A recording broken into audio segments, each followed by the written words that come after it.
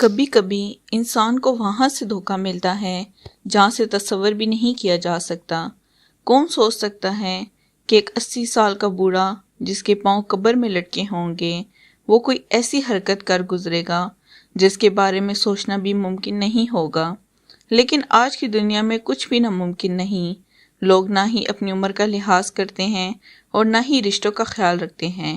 وفاداری نام کی چیز تو جیسے ناپید ہو چکی ہے۔ کچھ ایسا ہی ہمارے 80 سال نوکر نے بھی ہم تینوں بہنوں کے ساتھ کیا، جسے بتاتے ہوئے بھی رونگٹے کھڑے ہو جاتے ہیں۔ یہ مارچ کا مہینہ تھا، امتحانات سر پر تھے، دوپہر کا وقت تھا۔ اچانک ہی میرے بابا دفتر سے گھر لوٹے تھے۔ آج تک کبھی ایسا نہیں ہوا تھا کہ بابا بے وقت گھر آئے ہوں۔ میں لاؤنج میں ہی تھی جب بابا اندر داخل ہوئے۔ بابا کو دیکھ کر جہاں میں حیران ہوئی وہیں میری نظر ان کے ساتھ آتے ہوئے بزرگ پر پڑی جو بڑی ہی مشکل سے چل رہے تھے۔ اس بزرگ نے نظر اٹھا کر میری طرف دیکھا تھا اور نہ جانے کیوں مجھے اس بزرگ کی نظروں میں بڑی تپش سی محسوس ہوئی تھی۔ ایسا لگا تھا جیسے ایک ہی نظر میں اس نے میرے آر پار دیکھ لیا ہو۔ میں نے جلدی سے اپنا دوپٹہ درست کر کے بابا کو سلام کیا اور نوکر کو پانی لانے کا کہا۔ بابا نے اس بزرگ کو بیٹھنے کا اشارہ کیا اور پھر مجھ سے کہنے لگے، فاطمہ یہ آج سے ہمارے گھر پر کام کریں گے۔ یہ سن کر میں حیران رہ گئی اور حیرت سے بزرگ کی طرف دیکھا۔ ان کی عمر تقریباً 80 سال کے قریب تھی۔ ان کے لیے چلنا پھرنا بھی مشکل تھا، پھر وہ ہمارے گھر کام کیسے کر سکتے تھے؟ اور ہمارے گھر پر تو نوکر کی ضرورت بھی نہیں تھی، پہلے سے ہی ہر چیز موجود تھی۔ میری طرف دیکھا، مجھے ایک دفعہ پھر بہت عجیب سا احساس ہوا۔ میری چھٹیز ہمیشہ سے بہت تیز تھی، شاید یہی وجہ تھی کہ مجھے کچھ غلط ہونے کا احساس ہو رہا تھا۔ بابا نے اس کے ہاتھ پر کچھ 1000 کے نوٹ رکھ کر کہا، یہ آپ کی ایڈوانس تنخواہ ہے، اب آپ کل صبح سے آئیے گا، صبح سے رات تک آپ یہیں رہیں گے، میں سارا دن دفتر میں ہوتا ہوں، میں تینوں بیٹیوں کا خیال رکھنا آپ کی ذمہ داری ہے۔ وہ بزرگ خوشی خوشی پیسے پکڑ کر بابا کا شکریہ ادا کر کے چلے گئے اور میں بابا کی طرف دیکھنے لگی۔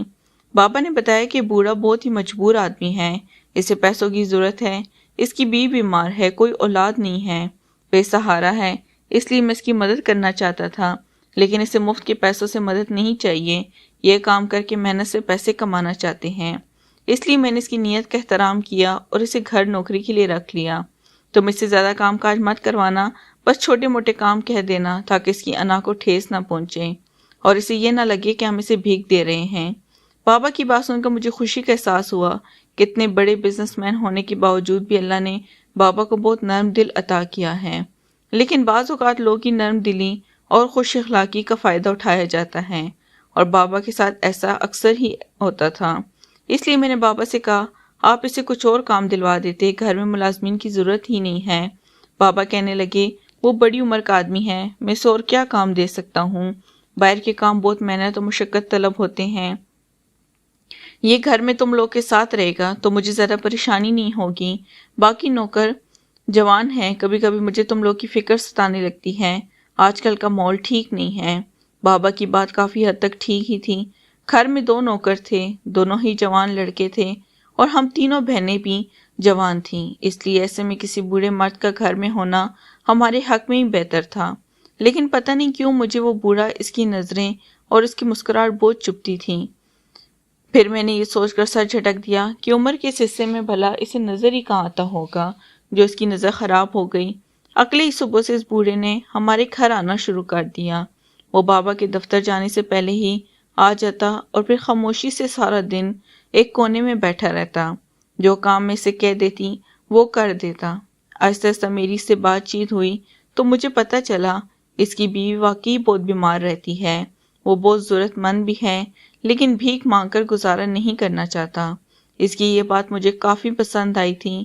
کچھ باتیں بہت عجیب بھی تھیں۔ اکثر کام کرتے کرتے وہ یک تک مجھے دیکھنے لگتا، میں اس کی طرف دیکھتی تو مسکرا کر کہتا، آپ میں اپنی بیٹی تلاش کرتا ہوں۔ اس کی یہ بات سن کر میں خاموش ہونے پر مجبور ہو جاتی، لیکن ہر گزرتے دن کے ساتھ مجھے وہ بوڑھا کچھ عجیب ہی لگنے لگا تھا۔ کئی دفعہ میں نے یہ بات اپنی دونوں بہنوں سے بھی کہی، لیکن دونوں نے میرا خواب مذاق بنایا اور کہنے لگی کہ ایک 80 سال کا بوڑھا بھلا تمہیں کیا نقصان پہنچا سکتا ہے؟ اس کے تو ہاتھ پاؤں تک لرزتے ہیں، تم ہر بات کو بہت زیادہ سوچتی ہو، یہ شاید میڈیکل کی اسٹوڈنٹ ہو، سارا وقت نہیں کچھ تو پڑھتی ہو، اس لیے تو تمہارے دماغ میں ایسی ہی باتیں چلتی ہیں۔ ہر مرد خراب نہیں ہوتا، اور پھر وہ تو اتنا بوڑھا آدمی ہے، بیمار لگتا ہے، مجبوری میں نوکری کر رہا ہے، تم اس کے لیے مشکل کھڑی نہ کرنا، بابا کے سامنے ایسی کوئی بات نہ کہنا جس کی وجہ سے بابا اسے گھر سے نکال دیں۔ بہنوں کی بات سن کر مجھے لگتا کہ شاید واقعی میں زیادہ سوچ رہی ہوں۔ اس بوڑھے نوکر بختو کا ہمارے گھر کام کرتے ہوئے 2 مہینے گزر گئے تھے۔ ایک دن بابا کو اچانک کاروباری سلسلے میں آسٹریلیا جانا پڑا۔ گھر میں صرف ہم تینوں بہنیں موجود تھیں۔ بابا نے جانے سے پہلے دونوں جوان نوکروں کو چھٹی دے دی اور بختو کو کہہ دیا کہ جب تک میں لوٹ کر نہیں آتا میری بیٹیوں کا خیال رکھنا، تمہاری ذمہ داری ہے۔ گھر کے کام کاج تو یہ خود بھی کر سکتی ہیں، لیکن تم ان کے ساتھ رہو گے تو مجھے تسلی ہوگی۔ بختو نے بابا سے وعدہ کر لیا کہ وہ ہمارا بہت خیال رکھے گا۔ اس وقت میرے دل میں آیا کہ میں بابا سے کہوں آپ اس کی بھی چھٹی دے دیں، ہمیں اس کی بھی کوئی ضرورت نہیں ہے۔ آج سے پہلے بھی تو جب بھی بابا کہیں باہر جاتے تھے ہم تینوں بہنیں اکیلی ہی رہتی تھیں، لیکن پھر میں یہ بات کہہ نہ سکی اور بابا بختو کو چھوڑ کر چلے گئے۔ بابا کو گئے 2 دن گزر گئے تھے اور سب کچھ بالکل ٹھیک تھا۔ بختو واقعی ہم تینوں بہنوں کا خیال رکھ رہا تھا، اس کی طرف سے ہمیں کوئی پریشانی نہیں تھی، بس اس کی نظریں ہی تھی جو مجھے کچھ عجیب لگتی تھیں۔ لیکن اب اتنے عرصے میں تو میں اس بات کی بھی عادی ہو گئی تھی۔ مجھے لگنے لگا تھا کہ شاید اسے ٹھیک سے نظر نہیں آتا اور اس لیے وہ یوں دیدے پھاڑ پھاڑ کر مجھے دیکھتا ہے۔ ایک دوپہر میں اپنے کمرے کے لیے کوئی مسئلہ نہیں، اب بھی اس کی پریشانی سنتے ہی میں نے فوراً اسے پیسے دے دیے، لیکن اسے پیسے پکڑاتے ہوئے اچانک مجھے ایسا لگا جیسے اس نے میرے ہاتھوں کو چھوا ہو۔ میں نے گھبرا کر اس کی طرف دیکھا تو اس کے ہاتھوں میں ہلکی سی لرزش تھی۔ میں نے فوراً اپنا سر جھٹک دیا۔ وہ ایک 80 سال کا بوڑھا تھا جس کے ہاتھ پیر تک کانپتے تھے۔ وہ جان بوجھ کر میرے ہاتھوں پر ہاتھ نہیں لگا سکتا تھا، یقیناً کمزوری کی وجہ سے اس کا ہاتھ کانپتے ہوئے میرے ہاتھ سے ٹکرا گیا تھا۔ میں نے اپنے ذہن میں آنے والے ہر غلط خیال کو چھٹک دیا تھا، جیسے کہ آج تک جھٹکتی آئی تھی۔ میں سوچنے لگی کہ بابا کو اتنی عمر رسیدہ شخص کو گھر کے کام کاج کے لیے رکھنا ہی نہیں چاہیے تھا، مگر بابا نے خود اس بڑی مجبوری میں رکھا تھا کہ وہ ہر صورت نوکری کر کے ہی پیسہ کمانا چاہتا تھا، ورنہ بابا تو اسے ایسے بھی پیسے دے سکتا تھا۔ مگر وہ بہت ایماندار اور محنتی تھا۔